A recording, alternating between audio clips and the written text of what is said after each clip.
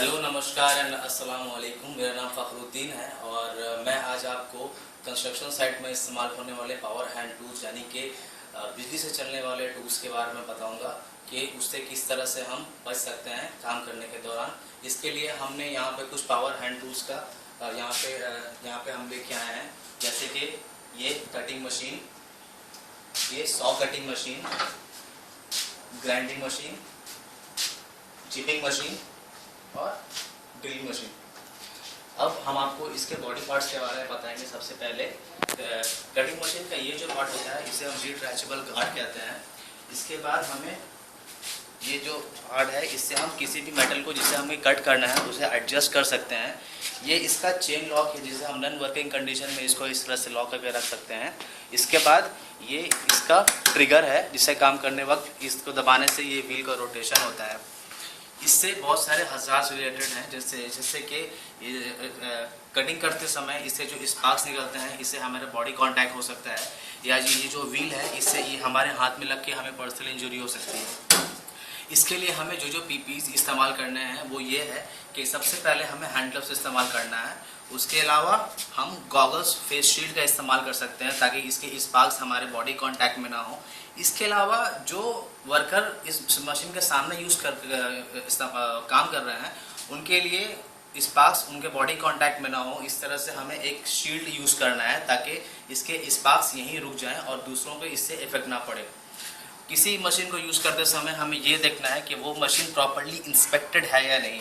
किसी भी machine inspection करने के बाद इस तरह का इंस्पेक्शन स्टिकर सेफ्टी डिपार्टमेंट से उसको दिया जाता है जिसमें इंस्पेक्शन के टाइम लिखे होते हैं, कौन से के किस दिन से किस दिन तक वो वैलिड है, और उसमें सेफ्टी ऑफिसर की सिग्नेचर रहती है। इसके बाद हम दूसरे मशीन की तरफ आते हैं। इस तरह ये है सॉ कटिंग मशीन। इसका इस्तेमाल हम आमतौर पर वुडन प्लाई और वुडन पैटर्न्स काटने के लिए करते हैं। इसके बॉडी पार्ट्स की तरफ अगर हम देखें तो ये होता है इसका रिट्रैचेबल गार्ड, ये उसका बेस प्लेट है, ये है उसका ट्रिगर, और इस ट्रिगर लॉक को हम इस तरीके से कंटिन्यूस वर्किंग के लिए इसको इस तरह से लॉक कर सकते हैं। ये इसका फ्रंट हैंडल है। इससे होने वाले हजार्ड्स जैसे कि इस मशीन का जो व्हील है इससे बॉडी कांटेक्ट ना हो, इसके लिए इसमें ये रिट्रैचेबल गार्ड दिया जाता है ताकि नॉन वर्किंग कंडीशन में वो रिट्रैचेबल गार्ड ऑटोमेटिकली बंद हो जाए। इसके बाद इसमें इसका जो डस्ट निकलता है उस डस्ट से बचने के लिए हमें नोज मास्क का इस्तेमाल करना है और हैंड ग्लव्स का इस्तेमाल करना है। उसके बाद हम आते हैं यहाँ ग्राइंडिंग मशीन की तरफ। इस ग्राइंडिंग मशीन का इस्तेमाल हम किसी मेटल को स्मूथ करने के लिए करते हैं या उसे ग्राइंड करने के लिए करते हैं। इसके बॉडी पार्ट्स की तरफ अगर हम देखें तो ये इसका गार्ड होता है जो हमारे हाथ को प्रोटेक्ट करता है इस्तेमाल करने के तरफ वक्त में। यह है उसका हैंडल जो प्रॉपरली ग्रिप के लिए हमें ग्रिप के लिए होता है, ये, और उसका फिजिकल कंडीशन। इसके अलावा मशीन को यूज़ करते समय हमें इंस्पेक्शन स्टिकर का रहना बहुत ज़रूरी है ताकि ये मशीन फिजिकली फिट है यूज़ करने के लिए। इसका इस्तेमाल करते समय हमें नोज मास्क, गॉगल्स और ग्लव्स का इस्तेमाल करना है ताकि उसके स्पार्क्स और उसके डस्ट हमारे बॉडी कांटेक्ट में ना आए।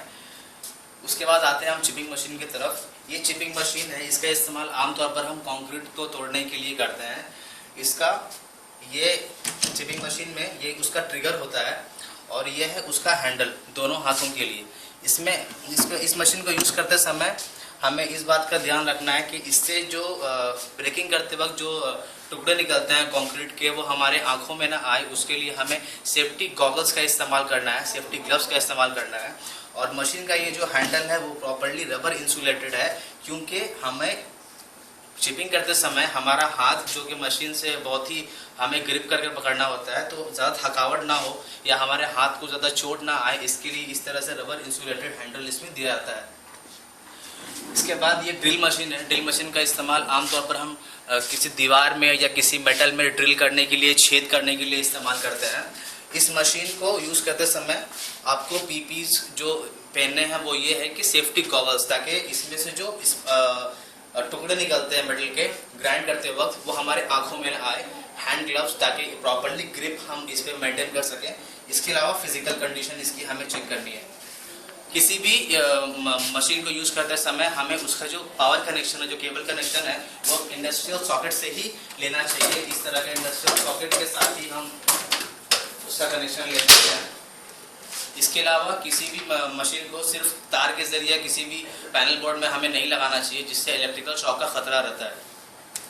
इसके बाद हमने यहाँ पे इसके रिलेटेड कुछ की हमने यहाँ पे जमा किए हैं, जो कि आपको डेमोन्स्ट्रेशन मैं कर देता हूँ। सबसे पहले यहाँ पे हमने सेफ्टी गॉगल रखा है, जो कि हर किसी का, जिससे इन सारे मशीन को इस्तेमाल करते समय किसी मशीन में हमें सेफ्टी गॉगल का इस्तेमाल करना है।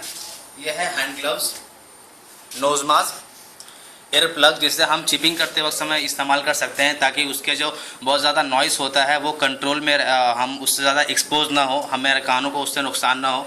सेफ्टी हेलमेट, सेफ्टी जैकेट और सेफ्टी शूज़, जो कि किसी भी कंस्ट्रक्शन साइट में मैंडेटरी है, उसके अलावा हमें किसी भी साइट में एंटर नहीं करना है। ये था पावर हैंड टूल्स के लिए कुछ जानकारी मेरे तरफ से आपके लिए। अब हम यहाँ से चलते हैं साइट पे और देखते हैं किस तरह से पावर हैंड टूल्स का इस्तेमाल करते हैं और हमें उससे किस तरह से प्रोटेक्शन लेना है।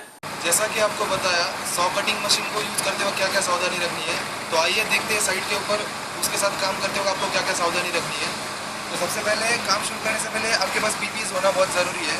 पीपीज़ में आपका safety helmet, safety goggle, nose mask, hand gloves, ये सारी चीज़ें मैंडेटरी चीज़ें होना बहुत ज़रूरी है। सेफ्टी शूज़ जो अपनी साइड की मैंडेटरी चीज़ है, वो सब कुछ उसके साथ होना चाहिए। विदाउट पीपीज़ के आपको कोई भी काम को रिस्टार्ट नहीं करना है। उसके बाद आपको जो मशीन है, मशीन में रिट्रैचेबल गार्ड वर्किंग कंडीशन में प्रॉपरली होना चाहिए। इंस्पेक्शन, सेफ्टी डिपार्टमेंट से इंस्पेक्शन किया हुआ टैग भी होना चाहिए, ताकि ये मशीन को साइट के ऊपर काम करने के लिए परमिशन मिल सके। ठीक है, आइए कटिंग करते हुए।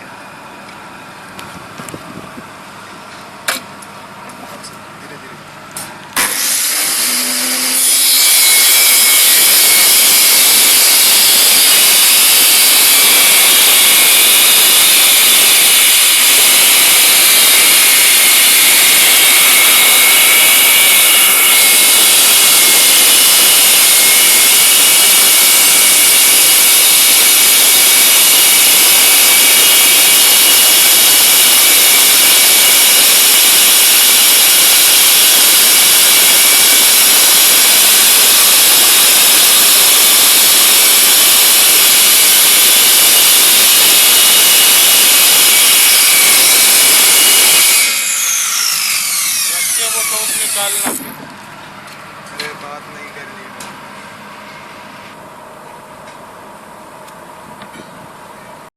कटिंग मशीन को यूज करते हो क्या क्या सावधानी रखनी है। सबसे पहले मशीन में आपको ये रिट्रेचेबल गार्ड को चेक करना है कि ये वर्किंग कंडीशन में है या नहीं है। उसके बाद ये आपको मशीन को, जॉब को सेट करने के लिए ये लॉक को प्रॉपरली होना ज़रूरी है। उसके बाद आइए देखते हैं इस मशीन को यूज़ करते हो क्या क्या पीपीज़ होने चाहिए।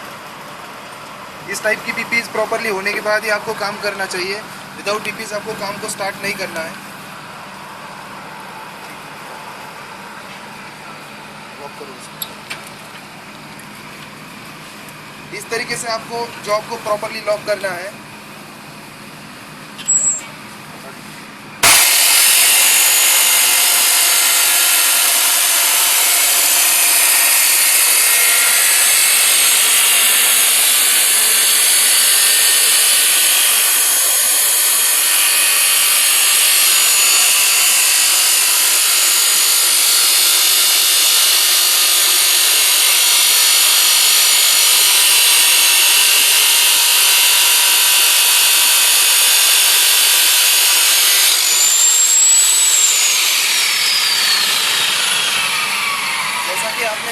जैसा कि आपने देखा, इस मशीन को यूज़ करते वक्त बहुत सारे स्पार्क जनरेट हुए, तो उसको रोकने के लिए इस टाइप का बैरियर का भी आपको यूज़ करना चाहिए, ताकि इसकी वजह से स्पार्क का प्रॉब्लम किसी के कांटेक्ट में ना।